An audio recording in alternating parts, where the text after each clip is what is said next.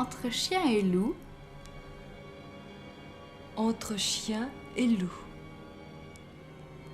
Avec Eugène Cancelier, alchimiste.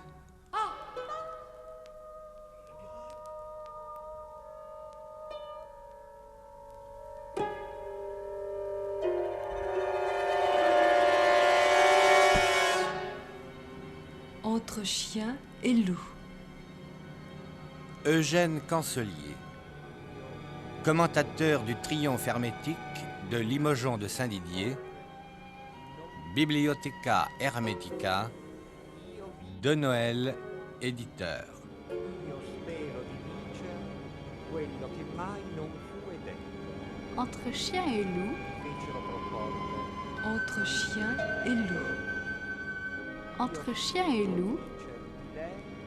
Entre chien et loup. Entre chien et loup. Entre chien. Né en Avignon l'an 1630, Alexandre Toussaint de Limogeon devait à son grand-père maternel, Esprit des Blancs, son titre de chevalier de Saint-Didier. Mais beaucoup plus que sa naissance, c'est son trépas, ou plutôt sa disparition, qui fixe l'attention émue du passionné de l'art. L'élève, Jean-Louis Cavalier. Le maître, Eugène Cancelier. Ah oui, c'est un curieux personnage et c'est un mystérieux personnage aussi. Il a d'ailleurs été mêlé aux affaires extérieures de la France, n'est-ce pas? C'était non pas un diplomate, mais un secrétaire de diplomate. De Louis XIV. De Louis XIV, oui. Et évidemment, son existence ne répond pas absolument peut-être à l'idée qu'on se fait de l'alchimiste. Du fait de son poste assez élevé, il est allé comme secrétaire d'ambassade à Venise et puis ensuite à La Haye, en Hollande, à la cour de Jacques II, enfin, une cour qui n'était pas, puisque Jacques II cherchait surtout à conquérir son royaume quand Limogeon était avec son maître auprès de lui. Et évidemment, il a travaillé. Il est évident que Limogeon de Saint-Didier a travaillé au laboratoire. Comment, me direz-vous, pouvait-il travailler au laboratoire, c'est-à-dire concilier ses efforts de chimiste, plus exactement d'alchimiste, avec ses préoccupations de diplomatie? Vous dites dans votre introduction que sa mort est encore plus intéressante et encore plus mystérieuse que sa vie. Oui, bien sûr. Sa mort est un peu comme celle d'Alexandre Cétone, qu'on connaît mieux sous le nom de cosmopolite, parce qu'il se disait lui aussi citoyen de l'univers. Mais comme le cosmopolite, il est mort, il a disparu plus exactement, très mystérieusement. Il a quitté l'Angleterre avec un diplomate anglais, Milord Howard, si je me souviens bien, qui sans doute était auprès de Jacques II, pour accomplir une mission très importante auprès de Louis XIV. Et la frégate dans laquelle ils sont montés tous les deux a pris la voile par un très très très mauvais temps. Le nom de la frégate était prédestiné, je crois. Oui, c'est assez curieux, oui, la tempête. La tempête. A-t-elle, cette frégate, disparu dans la tempête? Voilà, on ne sait pas. A-t-elle été prise par les vaisseaux anglais? On ne le sait pas non plus. Toujours est-il que la chancellerie s'est préoccupée beaucoup de la disparition de Limogeon de Saint-Didier parce qu'il était transporteur de lettres importantes, d'un courrier très important.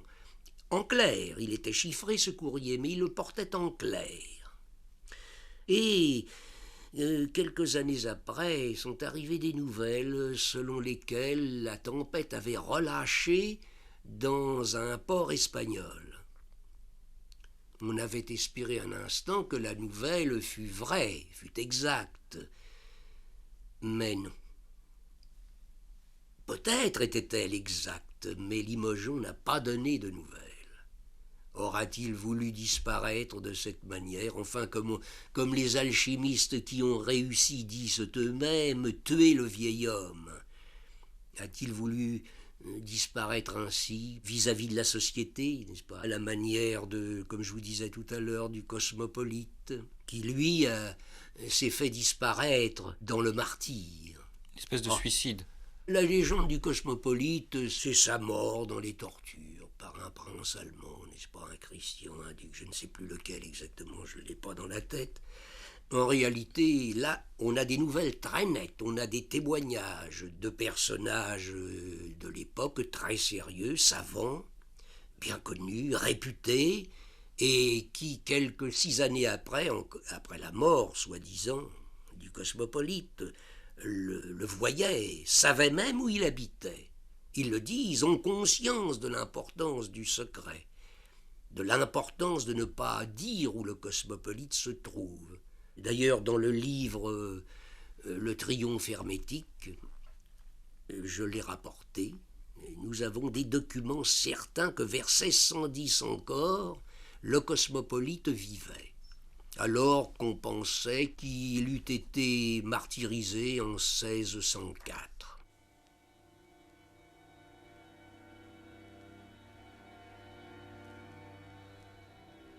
Qu'est-ce que le triomphe hermétique?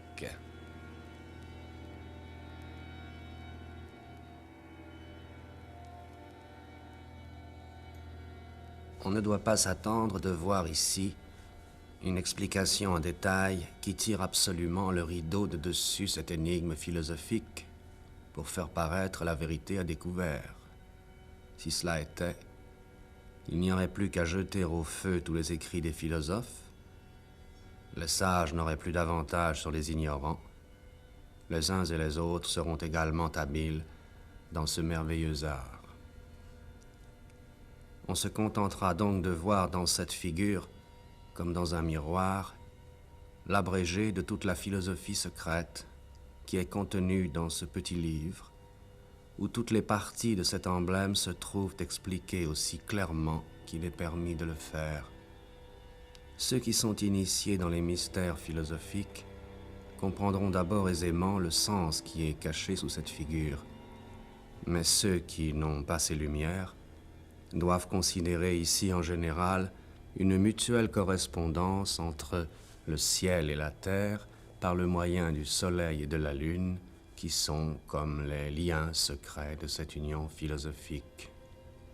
Ils verront dans la pratique de l'œuvre 2 ruisseaux paraboliques qui, se confondant secrètement ensemble, donnent naissance à la mystérieuse pierre triangulaire qui est le fondement de l'art.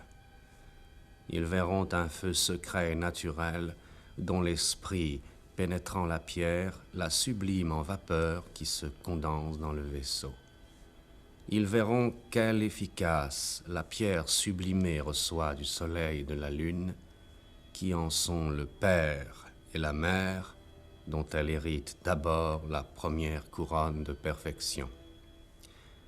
Ils verront dans la continuation de la pratique que l'art donne à cette divine liqueur une double couronne de perfection par la conversion des éléments et par l'extraction et la dépuration des principes par où elle devient ce mystérieux caducée de mercure qui opère de si surprenantes métamorphoses.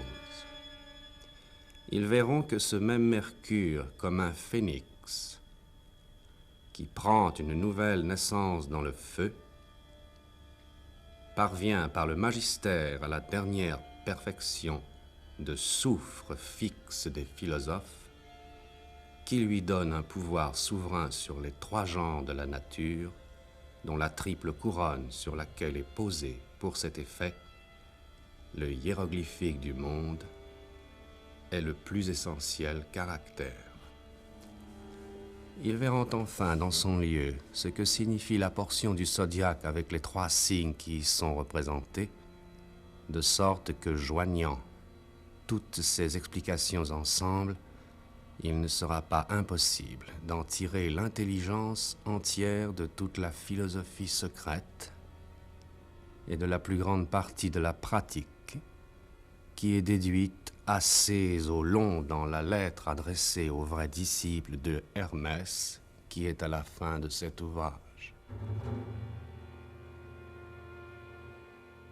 Précisément, si vous regardez cette gravure, vous voyez que la montagne sur laquelle s'élève le fourneau, le vase philosophal, est percée d'un trou à peu près circulaire par lequel on aperçoit le feu central. Évidemment, c'est à la fois le feu naturel et le feu secret, puisque si ce trou n'avait pas été pratiqué, ce feu, ces flammes, on ne les verrait pas. C'est une allégorie, parce que je dois vous dire que l'alchimiste qui a trouvé, qui est arrivé au bout du grand œuvre avec succès, a trouvé par là même la pierre philosophale, qu'on appelle aussi la médecine universelle. Cette médecine universelle lui donne la possibilité de vivre bien au-delà des limites habituelles de l'existence humaine. Alors, c'est très difficile socialement de se maintenir au milieu de la société avec un semblable état civil. C'est ce qui explique chaque fois ce mystère de la mort autour des alchimistes. Et l'expression des alchimistes de l'espoir de tuer le vieil homme. Car n'oubliez pas aussi, enfin n'oubliez pas, c'est une manière de parler, la médecine universelle, la pierre philosophale, apporte à la fois non pas seulement cette possibilité de prolonger quasi éternellement son existence, mais aussi de gagner un aspect de jeunesse.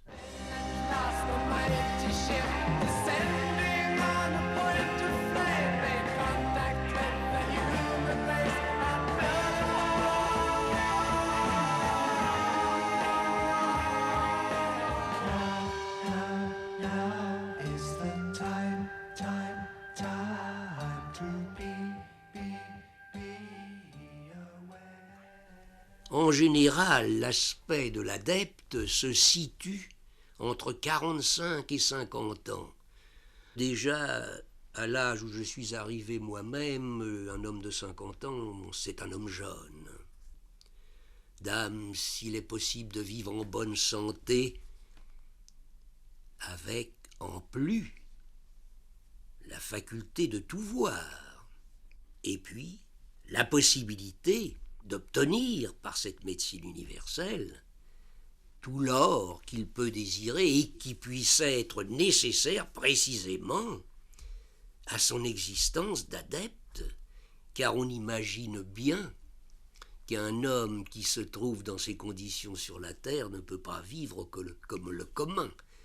Et il lui faut en quelque sorte le luxe dans le sens de lux lucis, parce que le luxe, ça n'est pas seulement la possibilité de dépenser beaucoup, d'avoir tout ce qu'on peut obtenir, tout ce qu'on peut désirer, mais c'est aussi la lumière.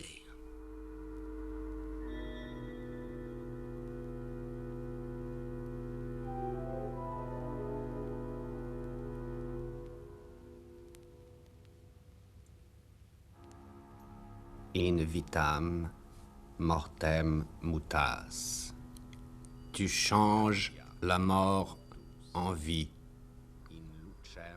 les douleurs en plaisir,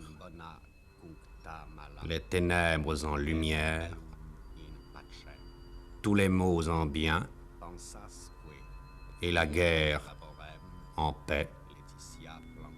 Tu compenses le travail par le repos, le gémissement par l'allégresse.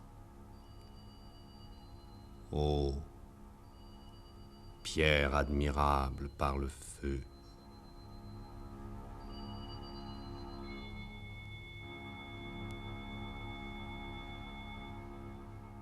Ce triomphe hermétique de Limogeon de Saint-Didier est réputé à bon droit. Et la parenté avec Philalèthe est évidente. Philalèthe, c'est encore un adepte de qui on n'a jamais connu le véritable nom. Disons même à l'époque où il vivait, son état civil. On ne le sait pas.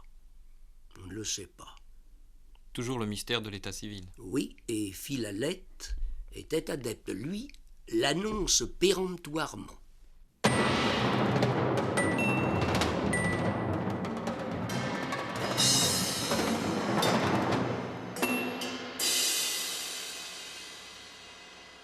Le triomphe hermétique commence par une espèce de fable qu'on appelle l'ancienne guerre des chevaliers. C'est l'ancienne guerre des chevaliers, oui, parce que les alchimistes étaient un peu comme les chevaliers errants. Ils travaillaient pour les beaux yeux de leurs belles, comme les chevaliers errants dont, d'ailleurs, on a un exemple extraordinaire avec le Don Quichotte de Cervantes, n'est-ce pas? Car le Don Quichotte est un véritable traité d'alchimie. Il y a des phrases qui seraient telles quelles, qui ont été telles quelles, prises dans les traités analogues à celui de Limogeon que vous avez là. Par exemple, dès le début, sans raison, on ne sait pas pourquoi, il y a ce laboureur, enfin ce paysan très brutal, méchant, qui est en train de battre un enfant. L'enfant est attaché à un chêne, n'est-ce pas? Il le bat. Et auprès du chêne, il y a un cheval et une lance. Cervantes ne dit pas pourquoi. C'est alchimique encore. La lance, le cheval, c'est la cabale. Alors, ceci explique le titre Les Chevaliers, mais est-ce qu'on peut raconter oui, fable de... c'est vrai. L'histoire de l'ancienne guerre des chevaliers reproduit précisément ce qui en filigrane transparaît dans les romans de chevalerie dont, pour revenir à Don Quichotte si on veut, le gentilhomme de la Manche était féru. Et très exactement, l'ancienne guerre des chevaliers, c'est un roman de chevalerie. Alors vous y voyez un véritable combat, celui de l'or, du mercure, qui sont associés contre la pierre. Parce que les alchimistes anciens, qui se qualifient d'envieux, pour cacher la véritable voie, qui selon eux est très facile, pourrait être exposée en quelques mots. Et c'est bien vrai, seulement c'est la réalisation qui est plus difficile, parce que il y a l'accord nécessaire avec le cosmos. Mais ça, c'est une autre histoire, évidemment. Là, nous pénétrons dans le laboratoire. Et alors, quel est le sujet de la querelle entre l'or, le mercure et la pierre? Voilà, j'y venais. L'or et le mercure sont associés contre la pierre. J'ai pas l'impression, j'ai la certitude. Parce qu'au laboratoire, je l'ai vérifié. Mais il n'est ni philosophique, ni scientifique de dire d'une opération qu'elle n'est pas exacte parce qu'on ne l'a pas réussi. Un autre peut la réussir. Mais, en tout cas, l'or et le mercure sont associés dans cette voie de laquelle tous les auteurs parlent pour cacher la voie courte et la voie, disons, réelle. Mais ce qui est singulier, c'est que cette voie de l'or et du mercure, qui, dans cette guerre des chevaliers, vont même jusqu'à se battre avec la pierre. Et à s'insulter auparavant. S'insulte d'abord et passe après, on passe aux mains, si ce n'est à l'épée. Et dans cette voie longue, cette voie dite au ballon, dite encore humide, on dissout, on fait un amalgame, en somme, de l'or considéré comme le ferment, avec le mercure, que nous appellerons en l'occurrence, si on veut, le vif argent, celui que nous trouvons dans nos thermomètres. On fait un amalgame et on cuit. Mais Philalèthe est très clair là-dessus. Limogeon s'en plaint, lui en fait le reproche. Dans son traité du triomphe hermétique, il lui reproche d'avoir trop insisté sur cette possibilité d'arriver au grand arcane par cette voie de coction au ballon de l'or amalgamé dans le mercure. Un amalgame qui ne soit pas évidemment trop raide, n'est-ce pas? Mais auparavant, Philalèthe s'étend longuement sur la nécessité de préparer l'or. Il joue avec les mots, prend l'épithète de philosophique, dit qu'il faut rendre l'or philosophique, mais dit bien aussi, très clairement, sans qu'il soit possible de se tromper, qu'il s'agit bien de l'or métal, du métal précieux, du métal jaune précieux. C'est ce qui fait l'objet du débat, l'objet de la discussion assez violente. C'est précisément cette antinomie des deux voies. Bon, on peut se dire, je n'ai pas réussi, je vais recommencer, mon or était très pur, je l'ai pourtant précipité d'un chlorure, enfin on a fait pour le mieux, on l'a calciné selon les vieux traités de spagyrie. J'ai fait l'opération, je l'ai faite. J'ai cuit pendant 14 mois, ça ne vous dit rien. Ah, je dois aussi vous dire que cela donne des scènes extraordinaires, des scènes colorées, extraordinaires. Oui. Mais j'ai conclu que c'était une illusion parce qu'au demeurant, je n'ai rien trouvé. Mais je ne peux pas affirmer, je vous le disais tout à l'heure, que l'opération, vue sous cet angle, ne soit pas possible. L'opération, ce n'est pas exact, je veux dire le grand tort. Par cette voie, par cette route, ne me paraît pas possible. Par quelle voie est-il donc possible? Vous le saurez peut-être en prenant l'écoute dimanche prochain, à la même heure, entre chien et loup.